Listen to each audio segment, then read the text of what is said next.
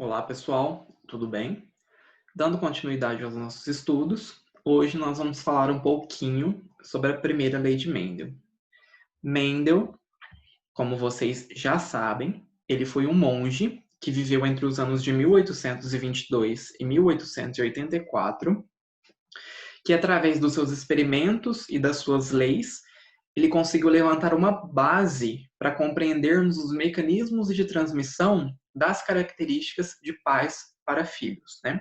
E ele conseguiu levantar essa base em um momento onde não se tinha conhecimento nem sobre divisão celular e nem sobre DNA. Então, os estudos de Mendel, eles foram muito importantes para o entendimento que a gente tem hoje, né? Por isso, Mendel ele é considerado o pai da genética. Só que, como foi dito na primeira aula, ele morreu sem esse reconhecimento, porque o seu trabalho sobre a hereditariedade foi publicado por volta de 1865, 1866, só que só teve uma credibilidade em 1900, né? Então, ele morreu sem esse reconhecimento. E para os seus estudos terem sucesso, ele precisou selecionar o material biológico. E o material biológico selecionado por Mendel foi a ervilha de cheiro. A ervilha de cheiro, ela foi uma das razões para que Mendel tivesse sucesso nos seus estudos. E Mendel ele passou 2 anos selecionando essas sementes antes de iniciar os seus estudos, né? E ele escolheu essas ervilhas por algumas razões. Então, por que ele escolheu essas ervilhas? Porque elas eram de fácil cultivo, né? Então, não era difícil cultivar essas ervilhas e ele conseguia fazer uma manipulação controlada das mesmas, né? Elas apresentavam gerações curtas, então, em um curto período de tempo, ele conseguia analisar várias gerações, né? Em pouco tempo, ele conseguia analisar várias gerações. Cada geração produzia um número muito grande de descendentes, né? E isso auxiliou na análise estatística de Mendel, que nós vamos ver mais para o final da aula. A flor dessas ervilhas, elas eram hermafrodita, então, flor hermafrodita. O que quer dizer quando eu falo que uma flor é hermafrodita? Eu quero dizer que em uma única flor eu tenho os 2 órgãos reprodutores. Então, eu tenho o órgão reprodutor masculino e eu tenho o órgão reprodutor feminino. Então, em uma única flor, eu tenho os 2 órgãos reprodutores. Então, eu tenho tanto o órgão reprodutor masculino quanto o órgão reprodutor feminino. Isso faz com que a planta se autofecunde. Então, geralmente a planta hermafrodita, ela se reproduz por autofecundação. Então, eu tenho o órgão reprodutor masculino, eu tenho o órgão reprodutor feminino em uma mesma planta. Isso faz com que acabe ocorrendo a autofecundação. Então, não tenho necessidade de uma outra flor para fazer essa fecundação, né? Só que, por mais que elas se reproduzam por autofecundação, Mendel conseguia fazer uma fecundação cruzada. Então, ele fazia isso artificialmente, né? As ervilhas de cheiro, elas têm características bem definidas. Então, isso facilitou muito os estudos de Mendel, né? Por elas terem essas características bem definidas, isso facilitou muito os estudos de Mendel. Aqui eu trouxe para vocês, só para exemplificar, uma flor hermafrodita, mas não precisam se preocupar com isso, porque nós vamos ver em botânica. Aqui é só para exemplificar para vocês conseguirem entender qual a estrutura de uma flor hermafrodita. Então aqui, desse lado, eu tenho antera e eu tenho filete. Eu tenho antera, eu tenho filete. A antera e o filete, eles dão origem ao que a gente chama de estame. Um conjunto de estames, eles dão origem ao que chamamos de androceu. O androceu nada mais é do que a parte reprodutora masculina da planta. Então, o androceu, formado por antera e filete, o estame, né, formado por antera e filete, eles vão dar origem a um conjunto de estames eles vão dar origem ao androceu, que é a parte reprodutora masculina da planta. Do outro lado, eu tenho o estigma, eu tenho o estilete e eu tenho o ovário. Eles vão dar origem ao que chamamos de gineceu. O gineceu nada mais é do que a parte reprodutora feminina da planta, certo? Então aqui eu já mostrei para vocês a estrutura reprodutora masculina e a estrutura reprodutora feminina da planta. Agora, como acontece a autofecundação? Então aqui eu tenho a antera, e essa antera, ela vai produzir os grãos de pólen. Então, os grãos de pólen, eles vão ser produzidos pela antera. Esses grãos de pólen, eles vão cair no estigma, passar pelo estilete e chegar no ovário. Quando eles chegam no ovário, vai acontecer a fecundação. Então, aqui eu tenho uma autofecundação, onde a parte reprodutora masculina da planta está fecundando a parte reprodutora feminina da mesma planta. Então, é uma autofecundação, certo? Então, só para exemplificar para vocês. Mendel analisou algumas características, né? E as características estudadas por Mendel foram essas 7. Então, ele analisou forma da semente, ele analisou cor da semente, cor da flor, cor da vagem, forma da vagem, posição da flor, comprimento do caule. Então, essas foram as 7 características estudadas por Mendel. E como eu falei para vocês, a ervilha de cheiro, elas têm características bem definidas. Então, de acordo com a forma da semente, ou a semente seria lisa, ou a semente seria ondulada. De acordo com a cor da semente, ou a semente seria amarela, ou a semente seria verde. E assim sucessivamente, certo? Então, essas foram as 7 características analisadas por Mendel. E qual foi o método utilizado por ele? Então, primeiro, ele evitou artificialmente a autofecundação. E ele cruzou linhagens puras. O que seriam essas linhagens puras? São linhagens, né, que quando acontece a autofecundação, eu não tenho variação de característica, né? Então, por mais que aconteça a autofecundação, as características elas são as mesmas. Porque se acontecer variação nas características, elas não são linhagens puras, elas são linhagens híbridas. Então, são linhagens puras, né? São linhagens que após a autofecundação não acontece variação nas características. Então, ele cruzou essas linhagens puras, só que ele precisava evitar artificialmente a autofecundação. E como ele evitou artificialmente essa fecundação? Lembra que eu falei para vocês que a antera ela é responsável pela produção de grãos de pólen?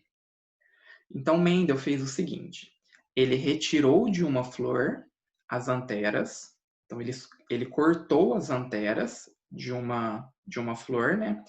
Anteras eliminadas. Com as anteras eliminadas, essa planta ela não produziria grãos de pólen. Consequentemente, não ocorreria a autofecundação, certo? Aí ele pegou uma linhagem pura, né, de uma outra planta para a mesma característica, coletou os grãos de pólen dessa planta e fez uma polinização artificial. Então, aqui, ele evitou a autofecundação e fez esse cruzamento. Então, esse foi o método utilizado por ele. Agora, vamos ver como que funcionou isso na prática.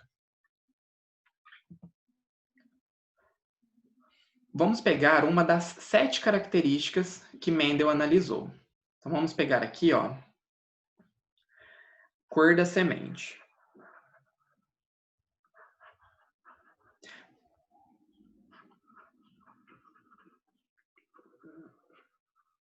Então, para a característica cor da semente, eu teria 2 variedades. Então, ou a semente seria amarela, ou a semente seria verde. certo? Então, para a característica cor da semente, eu tenho duas variedades. Ou eu tenho semente amarela, ou eu tenho semente verde. Lembrando que o cruzamento que ele fez foi com plantas linhagens puras. Então, aqui, ó, ele pegou plantas que após a autofecundação, elas originaram apenas sementes amarelas, então elas são puras. Como não houve variação na cor da semente, elas são puras. Lembrando que se houvesse variação, elas seriam híbridas. E ele pegou uma linhagem pura para a semente verde, que são sementes que após a autofecundação deram origem apenas a sementes verdes. Então foram duas linhagens puras, certo? Com isso, ele evitou a autofecundação e fez o cruzamento. Então, ele cruzou essas plantas. Cruzamento. Desse cruzamento, originou o que ele chamou de geração F1. O que seria essa geração F1? Essa geração F1 é a primeira geração de filhos. E o que ele analisou nessa geração F1? Que, após esse cruzamento, 100% das sementes que originaram eram sementes amarelas. Então, a cor da semente verde, ela não apareceu, certo? Após isso, ele cultivou, né? Então, aqui, essas sementes amarelas que originaram a partir do cruzamento, ele cultivou essas plantas e deixou que elas realizassem a autofecundação. Então, aqui ele não ia fazer fecundação cruzada. Aqui ele deixou que acontecesse a autofecundação. Dessa autofecundação, ele analisou que a geração F2, que é a segunda geração de filhos, ele tinha uma proporção de 75% de sementes amarelas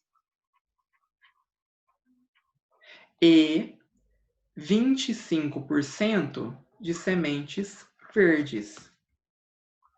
Então, na geração F2, a semente verde ela volta a aparecer. Aí ele emprega os termos de dominância e recessividade. Então, o que ele diz? Que as sementes que apareceram na geração F1, que foram só sementes amarelas, elas têm características dominantes. Enquanto a semente que apareceu apenas na geração F2, que ela ficou escondida na geração F1 e surgiu novamente na geração F2, elas têm caráter recessivo. E ele percebeu isso para todas as outras 6 características. Para todas as outras 6 características, essa proporção ela se repetia. Então, era sempre 3:1. Então, ele tinha sempre 3 sementes de uma característica dominante para uma característica da semente recessiva. Né? Então, aqui no caso, seriam 3 sementes amarelas para uma semente verde. Então, essa proporção ela se repetiu por todas as 6 outras características que ele analisou. E ele verificou que isso não era casual, né? Porque tinha um padrão, certo? Para explicar esse resultado, só fechar aqui. Mendel propôs que cada caráter ele é determinado por um par de fatores. Então, cada caráter é determinado por um par de fatores. Então, lembram que os fatores que Mendel cita, hoje nós conhecemos como gene. Então, ele fala que cada caráter é determinado por um par de fatores, certo? Então, aqui eu tenho 2 fatores, aqui eu tenho 2 fatores. Na formação dos gametas, esses fatores eles vão se separar. Então, aí entra mais um termo, ó, segregação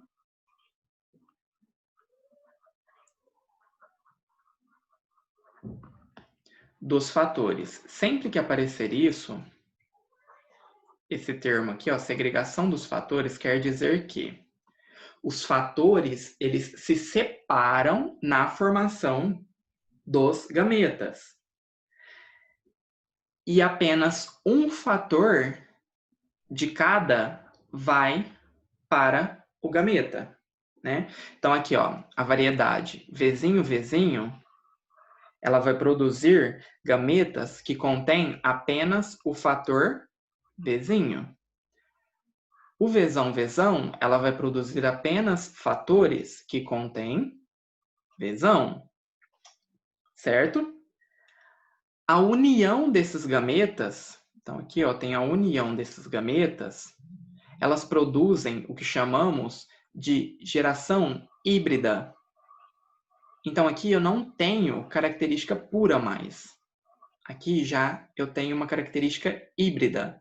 Lembra lá que a gente usou o termo, lá na primeira aula que eu falei para vocês, que o termo homozigoto, se algum vestibular trazer o termo homozigoto, quer dizer que ele é puro, e heterozigoto quer dizer que ele é híbrido, certo?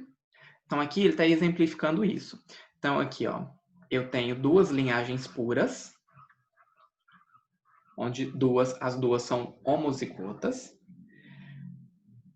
Na formação dos gametas, ocorre a segregação dos fatores. Então, esses fatores eles se separam, né?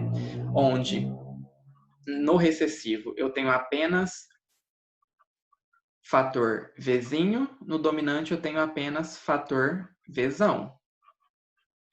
A união desses gametas gera o que chamamos de híbrido. Por que híbrido? Porque ele é heterozigoto, né? Aqui eu tenho um heterozigoto. Então vamos jogar o que a gente aprendeu no slide anterior para cá. Então aqui ele cruzou 2 linhagens puras, né? Que eu tenho a geração parental, né, que são os pais. Ele cruzou essa geração parental, né? E deu origem à geração F1. Na geração F1, surgiram apenas sementes amarelas. 100% das sementes amarelas. Tá, Guilherme, mas por que surgiu apenas sementes amarelas se eu tenho um fator Vzinho aqui? Lembra lá da primeira aula quando eu falei para vocês que quando eu tenho um fator dominante, um recessivo, o dominante prevalece? Então, o dominante, o fator dominante aqui, ele veio da característica amarela. Então, o que vai prevalecer é a característica amarela. Então, mesmo eu tendo um fator recessivo, o que prevaleceu é a característica amarela, porque o fator dominante veio dela. Se o fator dominante tivesse vindo da característica verde, né? Se aqui fosse ao contrário, seriam 100% das sementes verdes, porque o fator dominante ele estaria impondo sua característica sobre o fator recessivo, né? Mas não foi o que aconteceu aqui. Aqui o fator dominante é o fator responsável pela cor amarela. Beleza. Então houve o cruzamento da geração parental, que era linhagens puras, deu origem à geração F1, a primeira geração de filhos, que foram 100% das sementes amarelas. Beleza até aqui? Após isso, Mendel cultivou, nessas sementes e deixou que acontecesse a autofecundação. Aqui eu vou ter cruzamento de sementes heterozigotas com heterozigotas. Então aqui eu tenho dois fatores diferentes. Aqui eu tinha dois fatores iguais, aqui eu já tenho dois fatores diferentes. Então eu tenho Vzão e eu tenho Vzinho. Na segregação dos fatores, poderá ser doado dessa planta aqui tanto o Vzão quanto o Vzinho. A mesma coisa com essa de cá, ela poderá doar tanto o Vzão quanto o Vzinho. Aqui elas tinham só um para doar, né? Então, essa doou o Vzinho, essa doou o Vzão, porque eles só têm esses fatores, elas são puras. Aqui, pelo fato delas serem híbridas, elas já têm dois fatores diferentes. Então, ela tem tanto o Vzão quanto o Vzinho. Então, ela poderá doar tanto o Vzão quanto o Vzinho. Certo? Então, aconteceu a autofecundação dessas sementes. Aqui, vocês podem fazer de duas formas. Eu auxilio vocês a fazer o quadro. Então, aqui, ó. Essa planta, ela tem dois fatores. Vzão, Vzinho. Essa planta aqui, essa semente aqui, ela tem dois fatores. Vzão, Vzinho. Certo? Agora, vamos fazer o cruzamento dessas duas sementes. Então, aqui eu tenho o Vzão dessa semente com o Vzão dessa semente. Vzão, Vzão. Eu tenho o Vzão dessa semente com o Vzinho dessa semente. Vzão, Vzinho. Eu tenho o Vzinho dessa semente com o Vzão dessa daqui. Aí, para a gente manter um padrão, sempre a letra maiúscula vem primeiro, tá? Então, aqui, ó, eu tenho Vzão, Vzinho. E eu tenho o Vzinho dessa semente com o Vzinho dessa semente. Então, Vzinho, Vzinho. Certo? Aqui a gente está fazendo uma proporção genotípica, né? Onde eu tenho Vzão, Vzão, eu tenho Vzão, Vzinho e eu tenho Vzinho, Vzinho. Agora vamos analisar isso para a cor. Então vocês sabem que a cor amarela, ela é dominante. Então, ó, Vzão, Vzão, eu tenho cor, manifestação da cor amarela. Vzão, Vzinho, opa, eu tenho os dois aqui, só que o fator dominante, ele impõe sua característica sobre o fator recessivo. Então, o fator dominante é relacionado com a característica amarela, então eu tenho cor amarela. Mesma coisa com esse. Vzão, Vzinho manifesta a cor amarela. E surgiu novamente a cor verde. Vzinho, Vzinho. Então, o Vzinho, Vzinho, ele só surgiu por quê? Porque eu fiz o cruzamento de uma planta híbrida, de uma semente híbrida, onde eu tenho segregação de fatores, e quando acontece a união dos fatores recessivos, volta a cor verde. Certo? Então, recapitulando aqui, ó. Eu tinha uma geração parental de linhagem pura, né? Vzinho, Vzinho, para a cor verde, Vzão, Vzão para a cor amarela. Ocorreu a segregação dos fatores, né? Desse cruzamento ocorreu a segregação dos fatores, onde o Vzinho, Vzinho doou o fator Vzinho, porque ele só tinha esse fator para doar, e o Vzão, Vzão doou o fator Vzão, porque ele só tinha esse fator para doar, certo? A geração F1, ela já se tornou uma geração híbrida, uma geração heterozigota, onde veio um Vzão de um pai e um Vzinho do outro pai, né, da geração parental. Então, ela ficou Vzão, Vzinho, certo?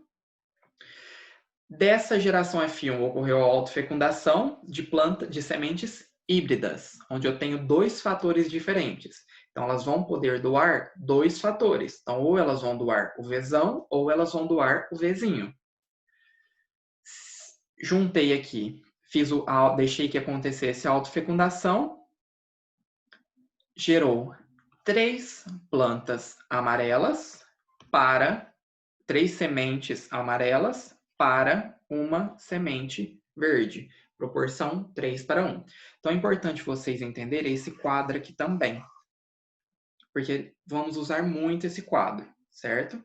Então, quando for para fazer cruzamento, vocês podem jogar nesse quadro e depois avaliar as características. Aqui nós estamos falando de características da cor da semente, né, certo? Então, aqui eu fiz o cruzamento, né? Joguei aqui os fatores nesse quadro, fator de um e o fator do outro, fiz o cruzamento e depois eu volto analisando a cor da semente. Então, eu vejo, tem tem fator dominante? Cor amarela. Só tem fator recessivo? Cor verde. Porque se tiver fator dominante e fator recessivo, prevalece a característica a respeito do fator dominante, que seria a cor amarela. Certo? Então, foi isso que Mendel fez. Agora entra a parte de noções de probabilidade. E Mendel, ele foi um dos primeiros a usar esses métodos estatísticos na biologia, certo? Teoria da probabilidade nada mais é do que eu quero saber a probabilidade de um evento acontecer. Então eu tenho o número de eventos que eu desejo, número de eventos desejados sobre o número de eventos possíveis.